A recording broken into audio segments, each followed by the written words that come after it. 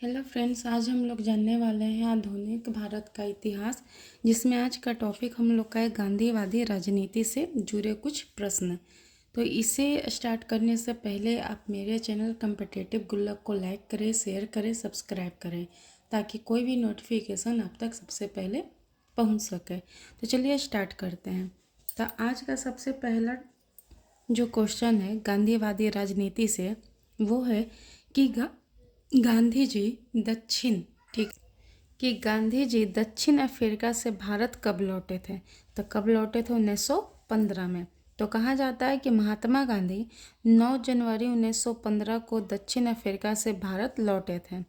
अतः इसी दिन को प्रवासी भारतीय दिवस के रूप में मनाया जाता है। कब? 1915 को, 9 जनवरी 1915 को।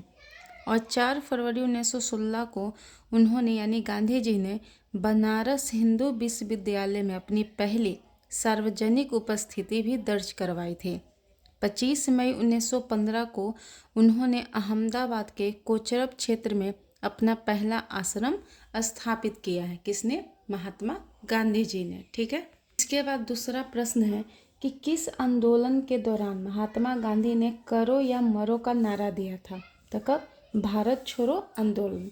तो महात्मा गांधी ने 8 अगस्त 1942 को भारत छोड़ो आंदोलन के दौरान करो या मरो का नारा दिया था, जिससे ब्रिटिश सरकार के खिलाफ जनसंग्रह को गति मिली थी।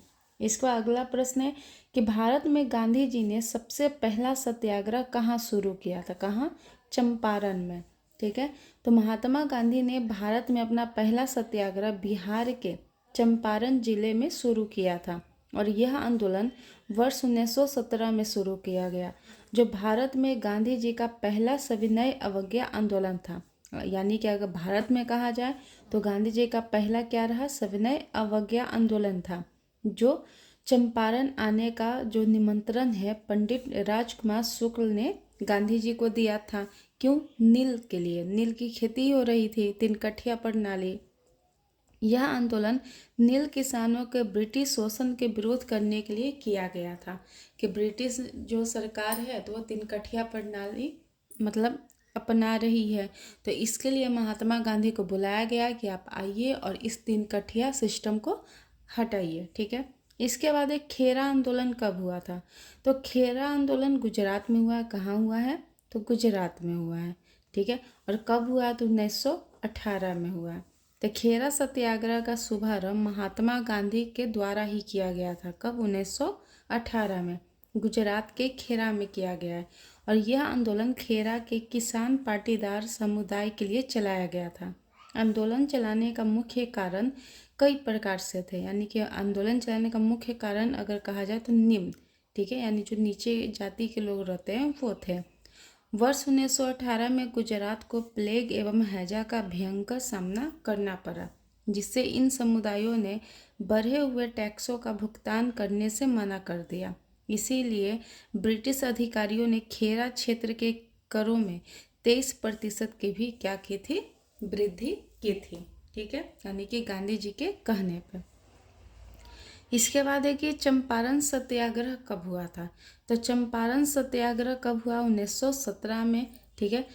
चंपारण सत्याग्रह 1917 में महात्मा गांधी द्वारा बिहार के चंपारण जिले में किया गया। और यह कैसा आंदोलन था? तो किसान आंदोलन था। भारत में गांधी जी द्वारा चलाया गया यह प्रथम सत्याग्रह आंदोलन था। किसानों को नील की खेती करने के लिए मजबूर किया जा रहा था, और कम कीमत पर उन्हें अपनी फसल भी बेचनी पड़ती थी। और इसी अन्याय के खिलाफ गांधी जी द्वारा आवाज़ उठाई गई और किसानों के अधिकारों के लिए लड़ाई लड़ी गई। ठीक है। चंपारण सत्याग्रह के जो युद्ध हुआ, आंदोलन हुआ, इसके कई कारण थे। पहला तो तिनकठिया सिस्टम यानी तिनकठिया प्रणाली। दूसरा था कि किसानों का शोषण हो रहा था। तीसरा था कि भूखमरी और गरीबी हो रही थी। ठीक है। इसलिए विकल्प क्या हो जाएगा? बी सही हो गया। चंपारण सत्याग्रह के नेता कौन थे? तो कौन थे? महात्मा गांधी। ठीक है। तो चंपारण सत्याग्रह वर्ष 1917 में हुआ है, महात्मा गांधी के नेतृत्व में बिहार के चंपारण जिले में हुआ था। और यह कैसा आंदोलन था? तो किसान आंदोलन था। और यह भारत में गांधी जी का पहला सत्याग्रह आंदोलन माना जाता है। इसके बाद है कि खुदाई खिदमतगार संगठन की स्थापना किसने की थी? तो कौन किया था? खान अब्दुल गफ्फार खान। ठीक है, तो खुदाई खिदमतगार संगठन की स्थापना ब्रिटिश भारत के पश्चिमोत्तर सीमा प्रांत में खान अब्दुल गफ्फार खान ने की थी और इसी संगठन के स्वयं सेवक लाल कुर्ती पहनते थे और इस संगठन ने सविनय अवज्ञा आंदोलन में महत्वपूर्ण भूमिका भी निभाया है। खान अब्दुल गफ्फार खान को सीमांत गांधी के नाम से भी जाना जाता है तथा उन्हें वर्ष 1987 में भारत के सर्वोच्च नागरिक सम्मान भारत रत्न से भी नवाजा गया है। किन्हें? सीमांत गांधी जी को, यानी अब्दुल गफ्फार खान जी को। इसके बाद है कि राजनीति कभी धर्म से अलग नहीं हो सकती। यह किसने कहा था? महात्मा गांधी ने। यानी महात्मा गांधी का कहना था कि राजनीति धर्म से कभी अलग नहीं हो सकती। यह कथन किनका है? तो राष्ट्रपिता महात्मा गांधी जी का है। महात्मा गांधी का जन्म 2 अक्टूबर 1869 को पोरबंदर यानी गुजरात में हुआ था और इन्होंने सर्वप्रथम अपने सत्याग्रह का प्रयोग वर्ष 1906 में दक्षिण अफ्रीका में और 1917 में चंपारण यानी बिहार में किया था। तो अगर विश्व में कहा जाए तो 1906 कहाँ? दक्षिण अफ्रीका, और भारत में पहला सत्याग्रह कहा जाए तो चंपारण, जो कहाँ है? बिहार में है। इसके बाद है कि गांधी जी ने चंपारण सत्याग्रह किस वर्ष किया था? तो कब? वर्ष 1917 में किया था। ठीक है, यहाँ पे आप देख सकते हैं कि गांधी जी ने चंपारण सत्याग्रह वर्ष 1917 में किया था और दिसंबर 1916 में लखनऊ के कांग्रेस अधिवेशन के दौरान राजकुमार शुक्ल ने गांधी जी से चंपारण यानी बिहार आने का निवेदन किया था। चंपारण सत्याग्रह 3 कठिया प्रणाली है जिसमें किसान अपनी भूमि के तीन भाग मतलब कि 20 भाग का जो 3 हिस्सा होता है यानी 3/20 भाग पर नील की खेती करने पर विवश होते हैं। ठीक है, और इसी के विरोध में गांधी जी ने भारत में पहला सत्याग्रह किया था। इसके बाद है कि किस घटना ने गांधी जी को भारत के स्वतंत्रता संग्राम के क्षेत्र में लाके खड़ा किया? ठीक है, इसके बाद आप देख सकते हैं कि किस घटना ने गांधी जी को भारत के स्वतंत्रता संग्राम के क्षेत्र में लाकर खड़ा किया था? तो कौन सा? रॉलेट अधिनियम। तो कहा जाता है कि मार्च 1919 में रॉलेट एक्ट लागू किया गया और इसके विरोध में गांधी जी ने 1919 में रॉलेट एक्ट सत्याग्रह शुरू किया। ये रॉलेट एक्ट कहने का मतलब है कि बिना कानून, बिना दलील, बिना अपील के ही आपको क्या हो जा रहा है? फांसी, मतलब कि जबरन आपको जेल में रखा जा रहा है। इस अधिनियम के विरोध में 6 अप्रैल 1919 को एक देशव्यापी हड़ताल का आयोजन किया गया और इसी घटना ने गांधी जी को भारत के स्वतंत्रता संग्राम के क्षेत्र में लाके खड़ा कर दिया है।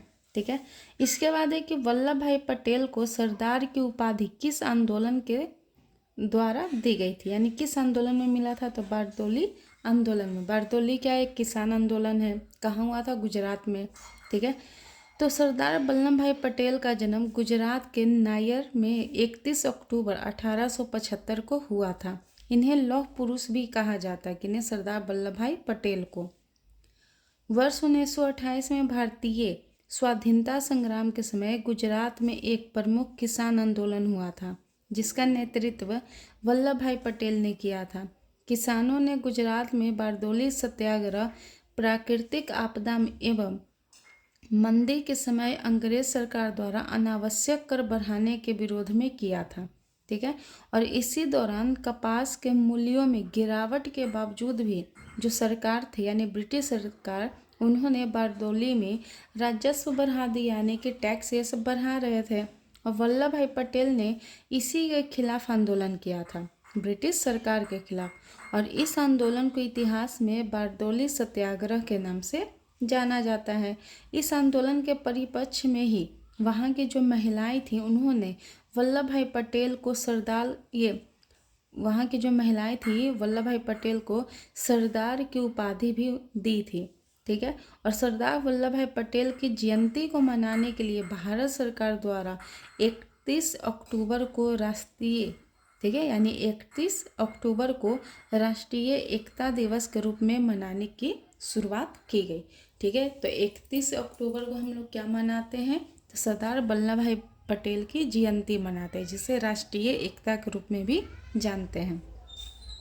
इसके बाद है कि सरदार वल्लभ भाई पटेल को सरदार की उपाधि किसने प्रदान की थी, तो किसने, तो बारदोली की महिलाओं ने, जिसमें हम लोगों ने यहाँ पे अच्छे से देख लिया है। इसके बाद है कि सन 1928 में वल्लभ भाई पटेल ने, ठीक है, सन 1928 में वल्लभ भाई पटेल ने गुजरात में बारदोली सत्याग्रह किसके विरोध में किया था। ठीक है, तो 1928 में वल्लभ भाई पटेल ने गुजरात में बारदोली सत्याग्रह किसके विरोध में किया था, तो अंग्रेज सरकार के द्वारा, यानी कि जो प्राकृतिक आपदा के समय जो अंग्रेज सरकार थी वो अनावश्यक क्या कर रही थी, टैक्स ये सब बढ़ाते जा रही थी। इसके बाद है कि ग्राम स्वराज की अवधारणा की कल्पना किसने की थी, यानी जो ग्राम स्वराज है उसकी अवधारणा की कल्पना किसने की है, तो किसने, महात्मा गांधी ने।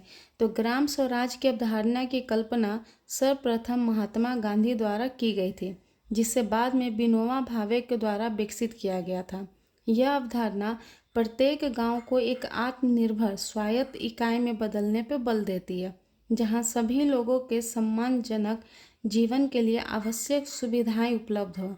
ग्राम स्वराज मानव केंद्रित होने के साथ ही विकेंद्रीकृत शासन प्रणाली के साथ मानव द्वारा मानव के शोषण से क्या होगा, मुक्त होगा। ये किनके लिए कहा गया, महात्मा गांधी ने इसकी कल्पना की थी, यानी ग्राम स्वराज की। इसके बाद है कि महात्मा गांधी का जन्म ये कब हुआ था, तो अगर महात्मा गांधी का जन्म कब हुआ, तो 1869 में। कब, कहाँ हुआ, तो गुजरात के पोरबंदर जिले में। ठीक है, तो महात्मा गांधी का जन्म 2 अक्टूबर 1869 को गुजरात के पोरबंदर में तथा मृत्यु 30 जनवरी 1948 को हुई है। 30 जनवरी को शहीद दिवस के रूप में मनाया जाता है। 9 जनवरी 1915 को दक्षिण अफ्रीका से वापस आने के उपलक्ष्य में प्रतिवर्ष 9 जनवरी को प्रवासी भारतीय दिवस के रूप में मनाया जाता है। उन्होंने चंपारण सत्याग्रह एवं खेरा सत्याग्रह की भी शुरुआत की। हिंद स्वराज एवं सत्य के साथ मेरे प्रयोग आदि उनकी प्रमुख पुस्तकें हैं। ठीक है, किनका, गांधी जी का, हिंद स्वराज और सत्य के साथ मेरे प्रयोग। इसके बाद है कि लोकप्रिय मान्यता के अनुसार गांधी जी को महात्मा की उपाधि रविन्द्रनाथ टैगोर ने दिया था, और राष्ट्रपिता की जो उपाधि है वो सुभाष चंद्र बोस ने दिया है। कहाँ, सिंगापुर रेडियो स्टेशन से दी थी। तो अगर महात्मा गांधी की, यानी कि गांधी जी को अगर महात्मा कहने का उपाधि कहा जाए तो रविन्द्रनाथ टैगोर ने बोला, और राष्ट्रपिता का अगर बात कहा जाए तो सुभाष चंद्र बोस ने कहाँ से, तो सिंगापुर रेडियो स्टेशन से किया गया था। ठीक है, इसके बाद है कि निम्न को कालक्रम क्रमानुसार व्यवस्थित कीजिए, यानी कि इसको लाइन से लिखना है। तो सबसे पहले अगर कहा जाए तो यहाँ पे गांधी जी की भारत में वापसी हुई थी, कब, 9 जनवरी 1915 को। फिर उस पर लखनऊ समझौता हुआ कब, दिसंबर 1916 में। से ये थर्ड में हो जाएगा। प्रथम विश्व युद्ध का प्रारंभ 1914, और चंपारण सत्याग्रह कब हो जाएगा, 1917 में। ठीक है, तो यहाँ पे ऑप्शन क्या सही हो जाएगा, डी। इसके बाद है कौन यंग इंडिया और हरिजन का संपादक था, तो कौन हो जाएंगे, महात्मा गांधी। तो यंग इंडिया और हरिजन के संपादक महात्मा गांधी थे, और यंग इंडिया का प्रकाशन वर्ष 1919 में तथा हरिजन का प्रकाशन वर्ष 1933 में आरंभ हुआ था। तो यंग इंडिया कब, 1919, और हरिजन का प्रकाशन वर्ष 1933। इसके बाद है कि महात्मा गांधी ने 1918 में गुजरात में खेरा सत्याग्रह किसकी समस्याओं के समर्थन से चलाया था, तो खेरा सत्याग्रह किनकी, तो गरीब किसान के समर्थन से। तो महात्मा गांधी ने वर्ष 1918 में गुजरात के खेरा में किसानों की फसल नष्ट हो जाने के बावजूद लगान में छूट न दिए जाने के विरोध में किसानों को सत्याग्रह का नेतृत्व किया। ठीक है, तो जो गरीब किसान थे उनके सपोर्ट से। इसके बाद है कि चंपारण एग्रीयन बिल 1918 किसके लिए पारित किया गया, तो किसके लिए पारित किया गया था, तो गरीब किसानों की ओर से। तो गरीब किसानों को और अधिक मुआवजा देने और उन्हें कृषि पे नियंत्रण के लिए अनुमति देने के लिए यह चंपारण एग्रीयन बिल 1918 पारित किया गया था। यहाँ पे आप देख सकते हैं कि गांधी जी के नेतृत्व में वर्ष 1917 में बिहार के चंपारण में किसानों द्वारा नील की खेती की अनुबंध आधारित तिनकठिया पत्ती के विरोध में सत्याग्रह किया गया था। किनके द्वारा? महात्मा गांधी जी के द्वारा। और इसके फलस्वरूप अंग्रेज सरकार द्वारा पारित चंपारण एग्रीयन बिल 1918 के तहत गरीब किसानों को और अधिक मुआवजा देने और उन्हें अनुबंधों से मुक्त कर कृषि पर नियंत्रण की अनुमति देने का भी प्रावधान किया गया था।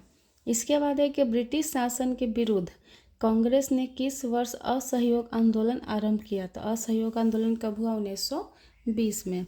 तो ब्रिटिश शासन के विरुद्ध असहयोग आंदोलन का आरंभ 1920 में किया गया। ठीक है। और 1920 में कांग्रेस ने लाला लाजपत राय की अध्यक्षता में कलकत्ता में एक विशेष सत्र का भी आयोजन किया और इसी सत्र में असहयोग आंदोलन संबंधी प्रस्ताव को भी क्या की गई थी? मंजूरी दी गई थी। इसके बाद है जालियांवाला बाग। ठीक है। जालियांवाला बाग कांड हुआ, इससे भी कुछ प्रश्न आते हैं। चलिए इसे भी देखते हैं। यहाँ पे आप देख सकते हैं कि जालियांवाला बाग हत्याकांड किस तिथि को हुआ था? तो 13 अप्रैल 1919। तो कहा जाता है कि 13 अप्रैल 1919 में बैसाखी के दिन जालियांवाला बाग में एक शांतिपूर्ण सभा हो रही थी, जिसका प्रमुख उद्देश्य रॉलेट एक्ट का विरोध करना था।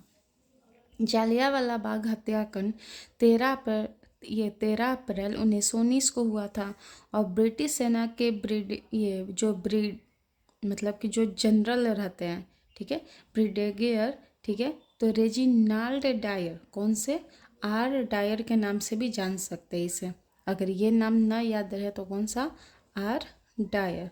ठीक है। तो रेजिनाल्ड डायर के नेतृत्व में निहत्थे लोगों पे गोलियां चलाई गई थी, जिसमें सैकड़ों लोग मारे गए और हजारों लोग घायल हो गए थे। ठीक है। तो यहाँ पे कब मनाया गया? 13 अप्रैल 1919 को। इसके बाद है कि जालियांवाला बाग हत्याकांड की घटना कब घटी? यानी वही ऑप्शन फिर से कह रहा है। तो 13 अप्रैल 1919 को। तो 13 अप्रैल 1919 को अमृतसर के जालियांवाला बाग में जनरल आर डायर, ठीक है, किसके? जनरल आर डायर के आदेश पे निहत्थे लोगों पर गोलीबारी की गई और इस घटना में हजारों निर्दोष मारे गए और यह भारत के स्वतंत्रता संग्राम में एक महत्वपूर्ण मोड़ साबित हुआ। ठीक है। यहीं से और आंदोलन आग पकड़ लेती है। इसके बाद है कि रविन्द्रनाथ टैगोर ने नाइटहुड की उपाधि किस घटना के विरोध में त्याग दी? ठीक है। तो कब? जालियांवाला बाग ये घटना जब हुआ था तब। तो 13 अप्रैल 1919 को जालियांवाला बाग हत्याकांड हुआ, जिसमें जनरल आर डायर, कौन सा? आर डायर के आदेश पे ब्रिटिश सैनिकों ने हजारों निहत्थे भारतीयों पे गोलीबारी की और इसी घटना के विरोध में रविन्द्रनाथ टैगोर ने ब्रिटिश सरकार द्वारा प्राप्त नाइटहुड की उपाधि भी क्या कर दिया? त्याग दिया, यानी कि लौटा दिया था। ठीक है। इसके बाद है कि जालियांवाला बाग हत्याकांड की घटना कब घटी है? तो कब? 13 अप्रैल 1919 को।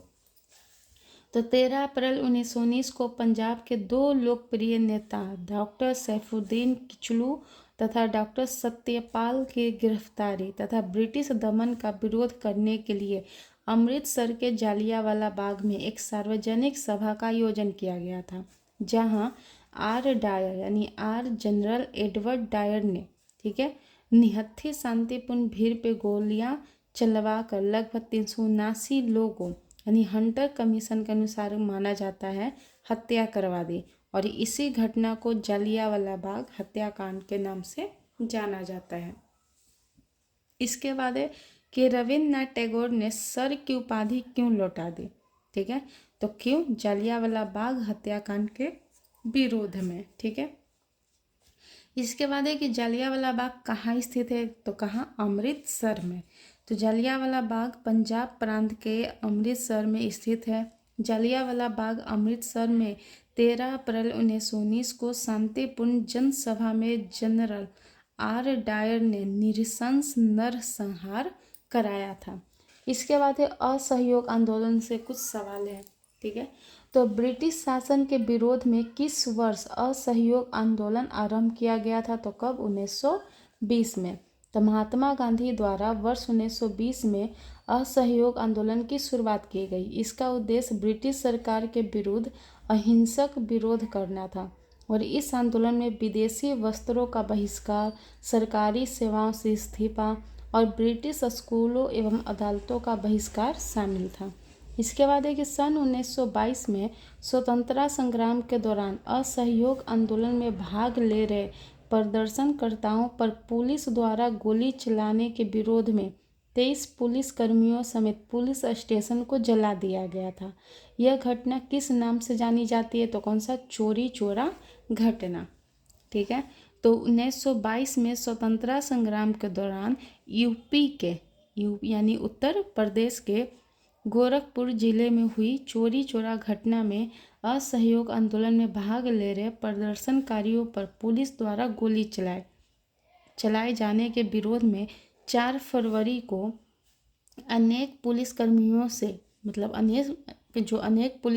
सहित पुलिस स्टेशन को जला दिया गया और इसी घटना के कारण गांधी जी ने 12 फरवरी 1922 को असहयोग आंदोलन को वापस लेने की घोषणा कर दी। इसके बाद है कि स्वराज पार्टी जो 1923 में हुआ, इससे भी प्रश्न देखने को मिलते हैं। तो स्वराज पार्टी की स्थापना किसने की थी? तो मोतीलाल नेहरू जी ने। तो स्वराज पार्टी की स्थापना मार्च 1923 में चित्तरंजन दास और मोतीलाल नेहरू के द्वारा इलाहाबाद, जो वर्तमान प्रयागराज में है, वहाँ की गई और इस स्वराज पार्टी के जो अध्यक्ष थे चित्तरंजन दास थे, मोतीलाल नेहरू इसके महासचिव थे, यानी स्वराज पार्टी के। वल्लभ भाई पटेल ने वर्ष 1928 में गुजरात के बारदोली में हुई बारदोली सत्याग्रह का नेतृत्व किया और यहीं पर राष्ट्रगान जन गण मन की रचना रविन्द्रनाथ टैगोर ने की थी और इन्हें 1913 में साहित्य का नोबेल पुरस्कार भी मिला था।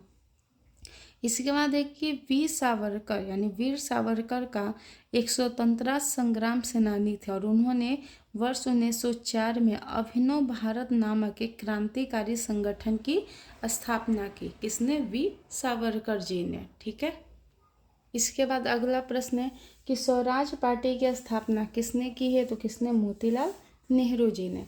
तो राष्ट्रीय खिलाफत स्वराज पार्टी की स्थापना मार्च 1923 में चित्तरंजन दास और मोतीलाल नेहरू जी ने इलाहाबाद में किया, जो वर्तमान प्रयागराज के नाम से जाना जाता है। इसके अध्यक्ष कौन थे? चित्तरंजन दास और मोतीलाल नेहरू स्वराज पार्टी के महासचिव थे। वल्लभ भाई पटेल ने 1928 में गुजरात के बारदोली में हुई बारदोली सत्याग्रह का नेतृत्व किया और इसी में राष्ट्रीय गान जन गण मन की रचना रविन्द्रनाथ टैगोर ने की और 1913 में इन्हें साहित्य का नोबेल पुरस्कार भी दिया गया था। वीर सावरकर एक स्वतंत्रता संग्राम सेनानी थे और उन्होंने वर्ष 1904 में अभिनव भारत नामक एक क्रांतिकारी संगठन की स्थापना की है। ठीक है। इसके बाद है कि राष्ट्रीय खिलाफत स्वराज पार्टी की स्थापना कब की गई थी? तो कब? 1923 में। ठीक है। कब हुआ? 1923, मार्च 1923 में। इसके बाद है साइमन कमीशन। तो साइमन कमीशन से भी प्रश्न आते हैं। तो साइमन कमीशन की रिपोर्ट कब प्रकाशित की गई? कब? 1930 में। तो ब्रिटिश सरकार ने नवंबर 1927 में साइमन कमीशन का गठन किया, जिसमें जॉन साइमन की अध्यक्षता में इस आयोग का गठन हुआ, जिसमें कुल 7 सदस्य थे और कहा जाता है कि पूरे जो 7 सदस्य थे ये सब ब्रिटिश ही थे। 3 फरवरी 1928 को साइमन कमीशन बम्बई पहुंचा और मई 1930 में आयोग ने अपनी 2 खंडों में रिपोर्ट प्रकाशित की। इसके बाद है कि किनकी समीक्षा के लिए साइमन कमीशन का गठन किया गया था? तो किनकी? अधिक सुधारों के लिए, भारत की उपयुक्तता दर्शाने के लिए। ठीक है। तो ब्रिटिश सरकार द्वारा भारत सरकार अधिनियम 1919 में पुनः सुधारों के लिए एक विधिक आयोग यानी साइमन कमीशन का गठन किया गया 1927 में, जिसका अध्यक्ष कौन थे? John Simon. और इस कमीशन के 3 फरवरी 1928 को बम्बई पहुंचने पर देश के अधिकांश नगरों ने हड़ताल किया और प्रदर्शन किया और साइमन गो बैक का भी नारा यहाँ पे लगाया गया है। इसके बाद है कि भारतीयों ने साइमन कमीशन का बहिष्कार क्यों किया था, क्योंकि अगर इसमें देखा जाए तो इसमें एक भी भारतीय सदस्य शामिल नहीं थे। ठीक है, तो साइमन कमीशन फरवरी 1928 में भारत आया और इसके बहिष्कार का प्रमुख कारण इस कमीशन में किसी भी भारतीय का न होना था। जस्टिस पार्टी एवं पंजाब यूनियनिस्ट पार्टी ने इसका विरोध किया था। साइमन कमीशन का अगर देखा जाए तो इसमें कुल 7 सदस्य थे। इसका गठन 1927 में हुआ। इसका अध्यक्ष सर जॉन साइमन थे, जिसमें सदस्यों का नाम है Clement Attlee, Harry Levy Lawson, Edward Cadogan, Vernon Hartshorn, George Lane Fox and Donald Howard. ठीक है, इसके बाद है कि भारतीयों ने साइमन कमीशन का बहिष्कार क्यों किया। ठीक है, तो क्यों किया, क्योंकि इसके सभी सदस्य कौन थे, अंग्रेज थे। इसमें भारतीयों का प्रतिनिधित्व नहीं दिया गया था। तो भारतीयों द्वारा साइमन कमीशन में भारतीयों का प्रतिनिधित्व न होने के कारण इसका बहिष्कार किया गया। और साइमन कमीशन का गठन कब हुआ, 1927 में। और भारत सरकार अधिनियम 1919 के मूल्यांकन हेतु यह गठन किया गया था। और 1928 में साइमन कमीशन भारत आया था। ठीक है, इसके बाद है सविनय अवज्ञा आंदोलन। तो इसमें भी प्रश्न आते हैं। तो सविनय अवज्ञा आंदोलन कब आरंभ हुआ था, तो कब हुआ, 1930 में। तो सविनय अवज्ञा आंदोलन 1930 में महात्मा गांधी के नेतृत्व में शुरू हुआ। ठीक है, और यह एक सत्याग्रह के रूप में भी जाना जाता है। ठीक है, इसके बाद है कि गांधी जी की दांडी यात्रा का प्रारंभ तिथि और वर्ष कौन सा रहा है, तो 12 मार्च 1930। तो गांधी जी की दांडी यात्रा का आरंभ 12 मार्च 1930 से। इसकी शुरुआत 12 मार्च को अहमदाबाद जिले में साबरमती आश्रम से हुई। और 80 यानी महात्मा गांधी को अगर मिला दिया जाए तो कुल 81 सदस्य थे। ठीक है, और अनुयायियों के साथ गांधी जी लगभग 241 ठीक है 41 मील की यात्रा किए। 241 मील की यात्रा करके कहाँ पहुँचे, दांडी ग्राम पहुँचे। और 6 अप्रैल 1930 को उन्होंने नमक कानून भंग कर सविनय अवज्ञा आंदोलन का आरंभ किया था। इसके बाद है कि महात्मा गांधी ने अपनी दांडी यात्रा कहाँ से आरंभ की, तो कहाँ से, साबरमती आश्रम से। कहाँ से, साबरमती आश्रम से। इसके बाद है कि महात्मा गांधी और बाबा साहेब अम्बेडकर के बीच पूना संधि कब की गई थी, तो कब हुआ था, 1932 में। तो सांप्रदायिक अधिनियम के विरुद्ध, जिसे सांप्रदायिक पंचायत भी कहा जाता है, उसी के विरुद्ध में गांधी जी के आमरण अनशन के बाद पूना समझौता 24 सितंबर 1932 किया गया। ठीक है, और इसमें गांधी जी ने स्वयं अपने हस्ताक्षर नहीं किए थे। इसके बाद है कि महात्मा गांधी द्वारा किया गया प्रसिद्ध दांडी मार्च यात्रा किसके विरोध में था, तो किसके विरोध में, ब्रिटिश नमक एकाधिकार, यानी ब्रिटिशों ने नमक पे अपना आधिपत्य कर लिया था, इसके विरोध में यह किया गया था। तो महात्मा गांधी के नेतृत्व में संपन्न दांडी मार्च ब्रिटिश सरकार के नमक एकाधिकार कानून के विरोध में किया गया और इसे दांडी सत्याग्रह या नमक सत्याग्रह के नाम से भी जाना जाता है। यह विरोध ब्रिटिश सरकार द्वारा नमक पर लगाए गए टैक्स के विरोध में था। इसके बाद है कि निम्नलिखित में से किसने तीनों गोलमेज सम्मेलनों में भाग लिया है, तो किसने, भीमराव अंबेडकर जी ने। तो भारत में संवैधानिक समस्याओं का समाधान ढूंढने के लिए लंदन में 3 गोलमेज सम्मेलनों का आयोजन 1930, 1931 और 1932 में किया गया। ठीक है, तो प्रश्नगत विकल्पों में डॉक्टर भीमराव अंबेडकर एकमात्र ऐसे व्यक्ति थे जिन्होंने तीनों गोलमेज सम्मेलनों में हिस्सा लिया है।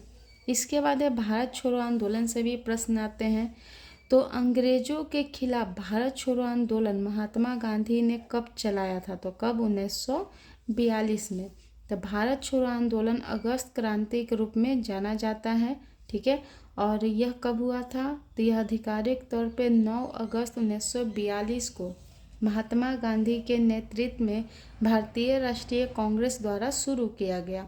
और इसी दौरान महात्मा गांधी ने बम्बई के ग्वालियर टैंक मैदान से लोगों को करो या मरो का भी नारा दिया था। कब, भारत छोड़ो आंदोलन के दौरान। इसके बाद है कि 8 अगस्त 1942 को भारत छोड़ो का आह्वान किसने किया था? तो किसने किया है, कहाँ से? बम्बई से। तो 8 अगस्त 1942 को भारत छोड़ो का आह्वान कहाँ से किया गया? तो बम्बई से किया गया है। ठीक है। इसके बाद है कि भारत छोड़ो आंदोलन के समय सबसे अधिक समय तक समांतर सरकार की स्थापना कहाँ की गई थी? तो कहाँ की गई है? तो सतारा में की गई है। ठीक है।